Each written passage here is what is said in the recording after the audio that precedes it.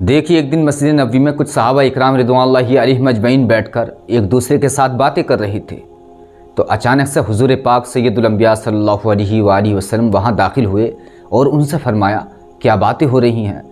तो एक सहाबी ने जवाब दिया कि अल्लाह के रसूल सल्लल्लाहु अलैहि वसल्लम, हम क़यामत के बारे में बातें कर रहे थे।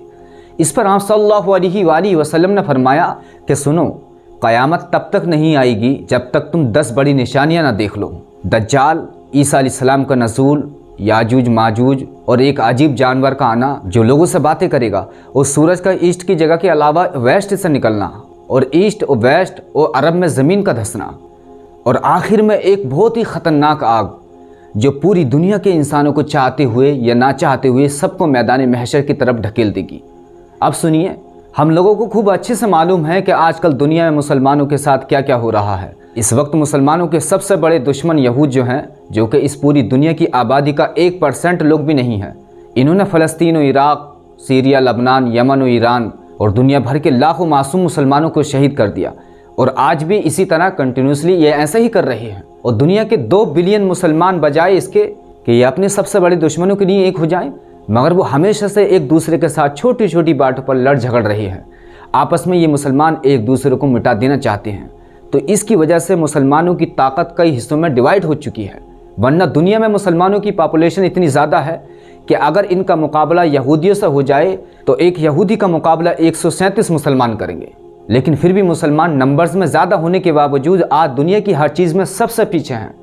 और इन्हीं हालात की प्रोफेसी आज से 1400 साल पहले हुजूर अकरम सल्लल्लाहु अलैहि वसल्लम ने की थी कि ये आखिरी ज़माने में इस्लाम के दुश्मन मुसलमानों पर ऐसा हमला करेंगे जैसे कुछ भूखे लोग बगैर किसी डर के खाने पर टूट पड़ते हैं। तो उस वक्त एक सहाबी ने आप सल्लल्लाहु अलैहि वसल्लम से पूछा कि अल्लाह के रसूल सल्लल्लाहु अलैहि वसल्लम, क्या उस ज़माने में मुसलमानों की तादाद कम होगी? तो आप सल्लल्लाहु अलैहि वसल्लम ने फरमाया कि नहीं, उस वक्त ये मुसलमान तादाद में बहुत ही ज़्यादा होंगे, लेकिन इनका कोई फ़ायदा नहीं होगा, इनकी कोई हैसियत नहीं होगी, और अल्लाह ताला दुश्मनों के दिलों से मुसलमानों का खौफ और डर निकाल देगा और मुसलमानों के दिलों में वहन डाल देगा। फिर किसी सहाबी ने पूछा, या रसूल अल्लाह सल्लल्लाहु अलैहि वसल्लम, ये वहन क्या है? तो आप सल्लल्लाहु अलैहि वसल्लम ने फरमाया, इसका मतलब है दुनिया की मोहब्बत और मौत से नफरत। अब अगर हदीसों पर गौर किया जाए तो आज जिस दौर में हम रह रहे हैं एग्जैक्टली यही वो आखिरुज़्ज़मान है, क्योंकि क़यामत की ये जितनी भी छोटी छोटी निशानियाँ हदीसों में बयान हुई हैं वो सारी की सारी पूरी हो चुकी हैं, और अब बहुत जल्द क़यामत के करीब की ये बड़ी बड़ी निशानियाँ भी शुरू होने जा रही हैं। इनमें सबसे पहले हज़रत मोहम्मद रसूलुल्लाह सल्लल्लाहु अलैहि वसल्लम के ख़ानदान यानी अहले बैत अलैहिमुस्सलाम में से एक बच्चा पैदा होगा। वो बिल्कुल बाकी बच्चों की तरह बड़ा होगा और एक आम इंसान की तरह ज़िंदगी गुजारेगा, लेकिन फिर बाद में अल्लाह रब्बुल इज़्ज़त इसको एक ही रात के अंदर बिल्कुल चेंज कर देगा, और इस चेंज के बाद इनमें एक लीडर, एक बादशाह बनने की सारी क्वालिटीज़ आ जाएंगी, जिसके बाद मक्का में लोग इनको अपना लीडर बनाएंगे। लीडर बनने के बाद ये शख्स मुसलमानों की एक आर्मी बनाएगा और इस तरह मजबूत होकर वो मुसलमानों को यहूदियों और ईसाइयों और काफिरों के जुल्म से बचाएगा, और अपने दुश्मनों को शिकस्त देकर वो पूरी दुनिया को अमन और चैन से भर देगा। और हुजूर पाक सैयदुल अंबिया सल्लल्लाहु अलैहि वसल्लम के ख़ानदान में से ये शख्स कोई और नहीं बल्कि ये हज़रत इमाम मेहदी अलैहिस्सलाम होंगे। लेकिन इसका मतलब ये कभी भी नहीं है कि आप लोग आराम से बैठकर हाथ पर हाथ रखकर सिर्फ हज़रत इमाम मेहदी अलैहिस्सलाम के आने का वेट करो, बिल्कुल नहीं। ये याद रखना मुसलमानों, हज़रत इमाम मेहदी अलैहिस्सलाम सिर्फ एक बादशाह, इस ज़मीन पर अल्लाह के खलीफा और इमाम होंगे, मगर इनकी ताकत आम मुसलमान होंगे। तो जैसे ही हज़रत इमाम मेहदी अलैहिस्सलाम पूरी दुनिया को इंसाफ से भरने लगेंगे तो ये बिल्कुल वही टाइम होगा कि पूरी दुनिया में एक और शख्स अपने अजीब कामों की वजह से लोगों में बहुत ही ज़्यादा वायरल हो जाएगा, और इस आदमी के पास ऐसे फंडे होंगे, अजाइबात होंगे, ताकत होगी कि वो लोगों को खाने भी देगा, बारिश भी बरसाएगा, मरे हुए लोगों को ज़िंदा भी करेगा, और इसके अलावा और भी काफ़ी सारे अजीब काम करेगा, गैर मामूली, एक इंसान के जहन में नहीं आ सकते, ये ऐसे काम करेगा। और ये शख्स इतना ख़तरनाक होगा कि इसके काम देखकर बहुत जल्द लोग इसके धोखे में आकर इसको अपना खुदा मानने लग जाएंगे, और बहुत ही ज़्यादा तादाद में इसके पास औरतें, लड़कियां जमा हो जाएंगी। और उस टाइम में ये ऐसा भी होगा कि एक मुसलमान मर्द अपनी बहन को, अपनी माँ को, अपनी बीवी को, अपनी बेटी को रस्सियों जंजीरों से बांधेगा कि कहीं ये इसके फरेब में ना आ जाएं, इसके पास ना चली जाएं। इसके बावजूद लेकिन फिर भी ये तमाम औरतें, लड़कियाँ इन जंजीर और रस्सियों को तोड़कर उसके साथ जा मिलेंगी। ये सब कुछ होगा इस्लाम से दूरी और ईमान की कमज़ोरी की बिना पर। और जो भी शख्स इसकी खुदाई से इनकार करेगा तो वो आदमी उसको सख्त तरीन सज़ा देगा, और ये शख्स एक दफ़ा फिर पूरी दुनिया को जुल्म बेइंसाफ़ी से भर देगा, और इसको सबसे ज़्यादा सपोर्ट यहूदियों की तरफ से मिलेगी। बल्कि यहूदी इसको अपना मसीहा भी मानते हैं और पिछले 2500 सालों से इसका इंतज़ार भी कर रहे हैं।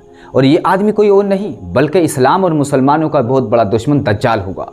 तो फिर ये आहिस्ता आहिस्ता दज्जाल इतना पावरफुल और ख़तरनाक हो जाएगा कि मुसलमान और इनके लीडर हज़रत इमाम महदी अलैहिस्सलाम इसका मुकाबला नहीं कर सकेंगे। तो इसलिए इस झूठे मसीहा को ख़त्म करने के लिए अल्लाह पाक अपना सच्चा मसीहा भेजेगा, यानी हज़रत ईसा अलैहिस्सलाम को। और फिर हज़रत इमाम महदी अलैहिस्सलाम और हज़रत ईसा अलैहिस्सलाम ये दोनों मिलकर मुसलमानों को लीड करेंगे।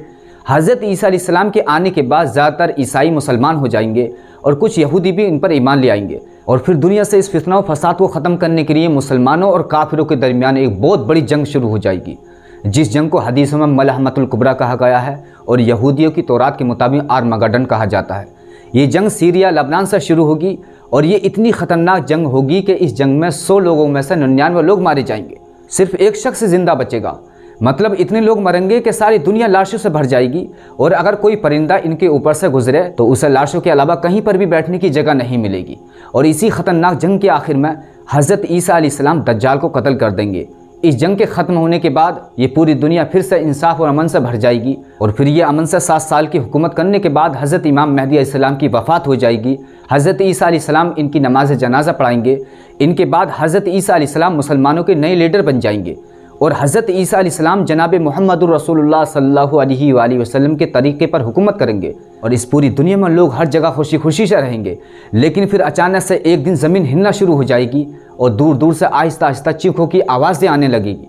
फिर थोड़ी देर बाद ये आवाज़ें एकदम तेज़ होना शुरू हो जाएंगी और ये शोर इतना ज़्यादा होगा कि लोग डर की वजह से काँपने लग जाएंगे, रोना शुरू हो जाएंगे और लोग बार बार इस तरफ देखेंगे जहाँ से ये आवाज़ें आ रही होंगी। तो अचानक उन्हें कुछ लोग ऐसे भागते हुए दिखाई देंगे जिनके चेहरे गोरीले जानवरों की तरह और कान बड़े बड़े होंगे और वो इतने ज़्यादा लोग होंगे कि दूर से एक सैलाब की तरह दिखाई देंगे। और इन लोगों का सिर्फ एक ही काम होगा, तबाही ही तबाही। ये दुनिया की हर चीज़ को तबाह कर देंगे, खाने की सारी चीज़ों को खा जाएंगे और समंदरों का सारा पानी पी जाएंगे। इनकी ये तबाही देखकर लोग हज़रत ईसा अलैहिस्सलाम के पास आएंगे और इनसे अपनी फरियाद करेंगे। तो उसी दौरान अल्लाह पाक हज़रत ईसा अलैहिस्सलाम को वही फरमाएगा कि अब मेरे ऐसे बंदे आने वाले हैं जिनसे कोई मुकाबला नहीं कर सकता, लिहाजा आप मुसलमानों को लेकर तूर पहाड़ पर चढ़ जाओ। फिर उसके बाद ये याजूज और माजूज हर तरफ तबाही तबाही मचाएंगे, कोई चीज़ नहीं छोड़ेंगे, न इंसान न जानवर न पानी, कोई चीज़ नहीं। फिर हज़रत ईसा अलैहिस्सलाम अल्लाह पाक से दुआ करेंगे तो अचानक से यकदम ये तमाम के तमाम मर जाएंगे। यानी हज़रत ईसा अलैहिस्सलाम की दुआ की वजह से अल्लाह ताला इस मखलूक यानी याजूज और माजूज को मुकम्मल ख़त्म कर देगा। तो जब ये याजूज और माजूज इनको ख़त्म होने के बाद एक दफ़ा फिर से लोग दुनिया में खुशी खुशी रहेंगे, सारे लोग मुसलमान होंगे, सिर्फ एक अल्लाह की इबादत करेंगे। लेकिन ये इस तरह कुछ साल गुजरने के बाद हज़रत ईसा अलैहिस्सलाम भी इस दुनिया से चले जाएंगे।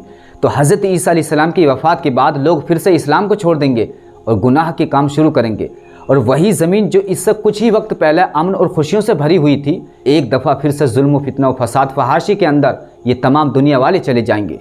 तो जब ये जुल्म और बेइंसाफ़ी बढ़ जाएगी और गुनाह खुल्लम खुल्ला होने लगेंगे तो अचानक एक दिन सुबह के टाइम लोग ये देखकर बहुत ही ज़्यादा हैरान हो जाएंगे कि अचानक से सूरज पहले जहाँ से निकलता था अब बिल्कुल उसके अपोजिट साइड से निकला है।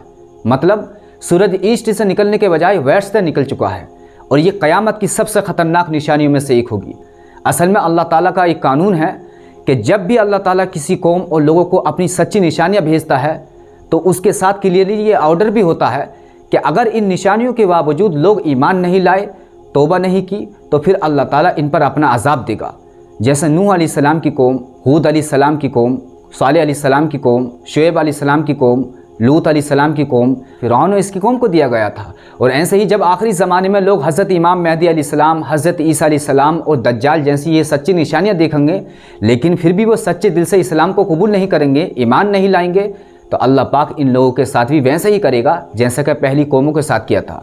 तो जब सूरज मगरिब से निकलेगा तो ये दिन इंसानों पर इतना सख्त होगा कि अल्लाह ताला इस दिन तौबा का दरवाज़ा बिल्कुल बंद फरमा देगा, जो कि उसके बाद कभी भी नहीं खुलेगा। इस वाक़े के बाद अगर कोई शख्स ईमान लाएगा, तौबा करेगा, तो उसका ये ईमान एक्सेप्ट नहीं किया जाएगा। यानी कि उस दिन के बाद जो पहले से मुसलमान होगा वह आखिर तक मुसलमान रहेगा और जो काफिर होगा वह अपने इस कुफ्र की हालत में मरेगा। लेकिन लोगों को आपस में ये पता नहीं चलेगा कि कौन मुसलमान है और कौन काफिर।